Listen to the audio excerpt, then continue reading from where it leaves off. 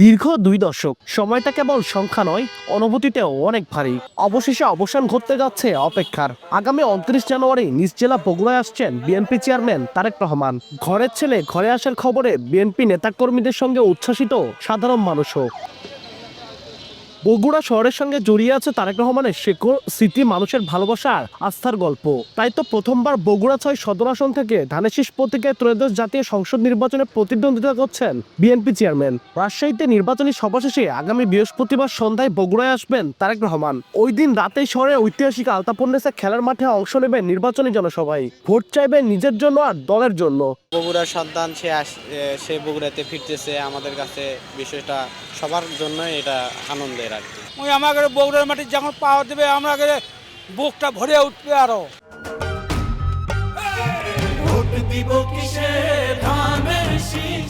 পরদিন সদর আসনের পৌর এলাকার অন্তত ৭টি ও উপজেলার অন্তত ৫টি ইউনিয়নে ভোটারদের সঙ্গে সরাসরি মতবিনিময় করবেন তারেক রহমান। গণসংযোগ শেষে গাবতলীর বাগবাড়িতে যাবেন বাবা শহীদ রাষ্ট্রপতি জিয়াউর রহমানের পৈতৃক ভিটায়। সেখানে বগুড়া ৭ আসনের বিএনপি প্রার্থীর পক্ষে অংশ নেবে নির্বাচনী প্রচারণায়। ওনার জনসভাকে কেন্দ্র করে বগুড়ার মানুষ উদ্বেলিত। বগুড়ার মানুষ এক বুক আশা নিয়ে অপেক্ষা করছেন।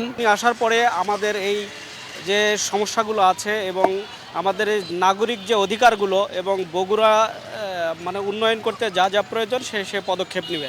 তারেক রহমানের আগমন ঘিরে সমাবেশ স্থল গাবতলীর বাগবাড়িতে চলছে শেষ মুহূর্তের প্রস্তুতি। ধানের শীষে ভোট দিয়ে আবারও বাংলাদেশের যে গণতন্ত্র এবং বাংলাদেশের যে উন্নয়ন, সে উন্নয়নের ধারা অব্যাহত রাখবে বলে আমরা আশা করি। বগুড়ার নেতাকর্মীদের আবেগ, অনুভূতি, উচ্ছ্বাস আলাদা।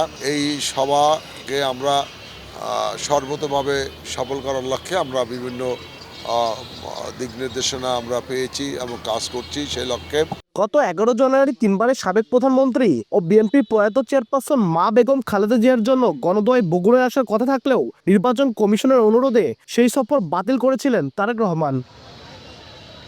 ২ দিন নিজ জেলার আনাচে কানাচে নির্বাচনী প্রচারণায় অংশ নেবেন তারেক রহমান। পরে ধানের শীষের পক্ষে ভোট চাইতে উত্তরাঞ্চলের জেলাগুলোর উদ্দেশ্যে রওনা দেবেন বিএনপি চেয়ারম্যান তারেক রহমান। আব্দুল আউয়াল, সময় সংবাদ, বগুড়া।